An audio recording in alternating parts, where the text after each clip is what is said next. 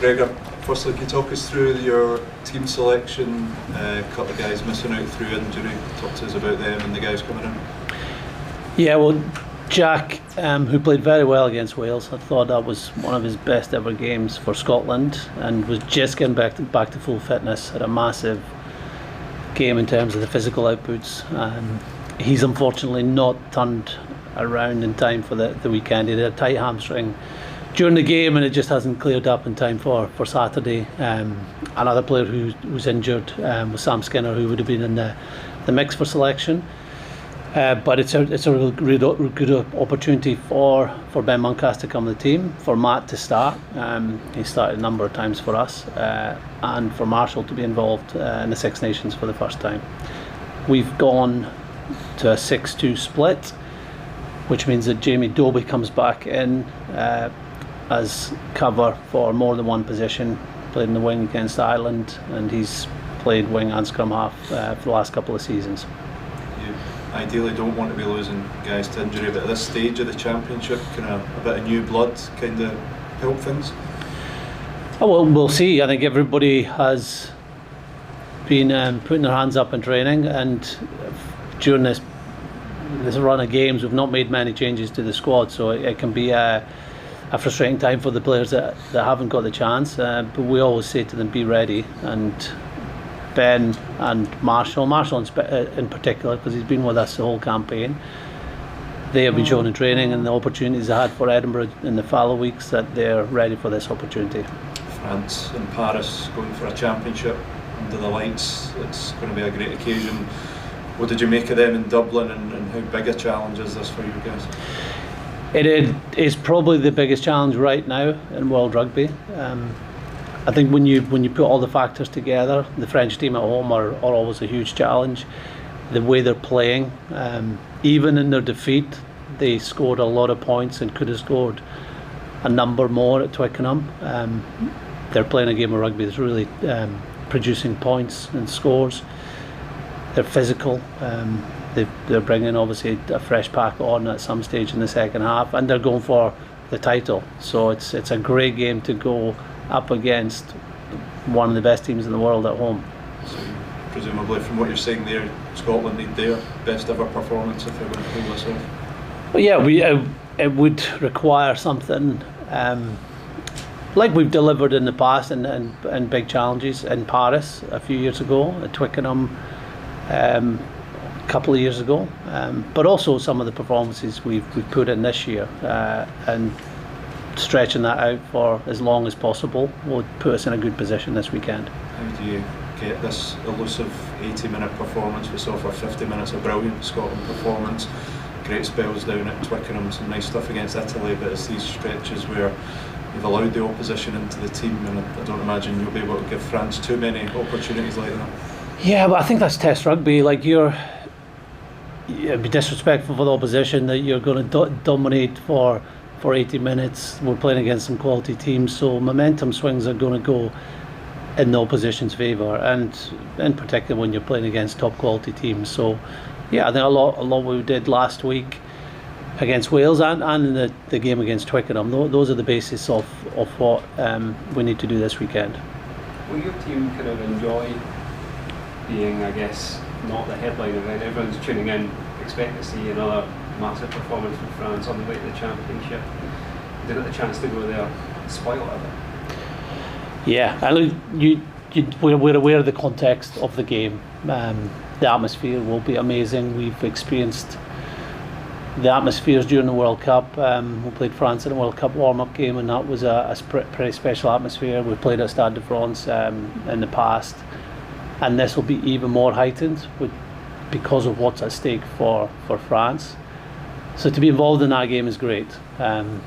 It's now just about focusing on our game and bringing that out for as long as we can, and beyond, like pushing ourselves physically and being together throughout that 80 minutes. That's going to be very important. The recent games in France have been really tight. It's never been a team kind of stretched away. What do you put that down to? Is that stylistically between the teams, or what's your opinion on that? Yeah, well, from our perspective, we've played well in the games. We've had to recover at times, from 2 red cards in the last 2 or 3 games against them. One that we got back into position 2 years ago at Stade de France to really put them under pressure, and in a World Cup warm-up game to come back and win with 14 men. I think we obviously, our players, that's a big reason why we've gone well in this fixture. Our players are a quality group. They thrive in that atmosphere. They thrive with the challenge, and this is what we're asking them to do again this weekend. Gregor Brown in for his first Six Nations start. What have you seen from him, and what's made you think that he's the man to come into the team this weekend?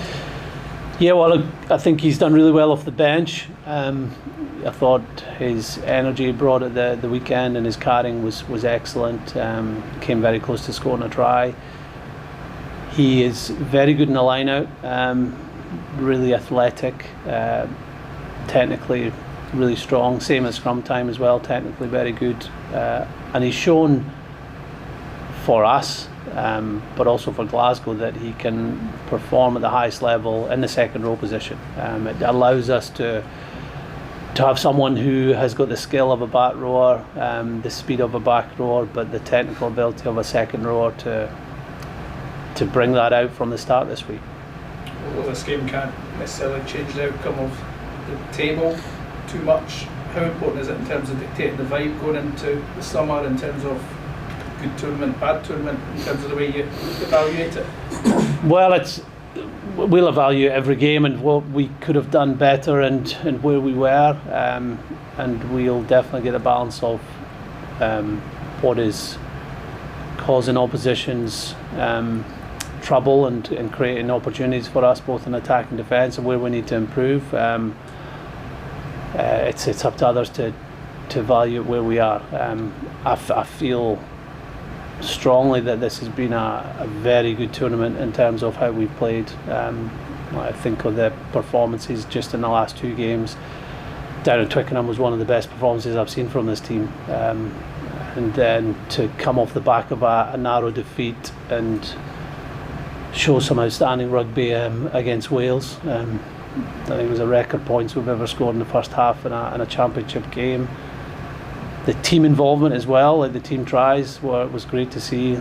Darcy's try went through 11 phases and had 11 different players on the ball. Like, those are very encouraging, that it's team performances that are giving us chances to score. Gregor, 2 years ago you played really, really well. After that start you played incredibly well, but it was a slow start. You've been fast starters this Six Nations. How important is a fast start on Saturday? Yeah, look, I think it's important we don't have a slow start. I think sometimes games turn different ways. Sometimes they're arm wrestles at the beginning. The start 2 years ago was obviously hugely affected by the red card, and that in those days it was an 80-minute red card for a full game. So you just have to adapt, and France got a lot of momentum because of that red card. I think they scored straight after that. Now they're balanced out, 14 apiece, and it became a really open game, and our players thrived in that open game. France did try to tighten up in the second half, and they were effective to be able to slow down the momentum. So whatever type of game it turns out to be, we've got to make sure that we are controlling the momentum as much as possible, and when the momentum goes the way of France, which it will do at times, then we're staying in that moment. And that's usually a defensive moment or a set piece moment to deliver what we feel we're capable of delivering. If you look at the stats in terms of your quarters, points conceded, it gets worse and worse as the quarters go on. I think an average of 17 in the first quarter, 24, 25 to 30. What does that tell you, and how do you improve on that balance? Yeah, you want to improve in certain areas, but you're obviously looking at one part. You're not looking at the other part, which is how we've gone about scoring a lot of points and not conceding at the start of games. And look, there's context in last week that we'd scored 4 tries in the first half, got the bonus point, scored another try in the second half, and I made the call of getting players off earlier to protect them for the big week coming up, the final game of the Six Nations, and we didn't get the flow that you really want from changes, but you know it's inevitable that might happen, and also the opposition are coming back, and I don't think that's unusual in rugby. Like if we'd kept on, I don't know, scoring, I think it would be rare to put 50 points on a very good Welsh team, and you see that from other games. I think Ireland scored 2 tries in the last few minutes of the game last week. I remember England scoring 2 tries in the last few minutes of the Ireland game. Like, teams do come back when they're well behind. So yeah, we know we've got to make sure that the 80 minutes we're still showing as much effort as we are at the start of games. But I feel we're doing that. I felt last week we did that. We dominated the last 10 minutes of the game. We were over the try line and scored a try. Although it wasn't seen by the referee, we were then back held up over the try line. And the same happened in England. I thought the effort at the end of the game at Twickenham showed that this team can do as well at the end of the game as we're doing at the start.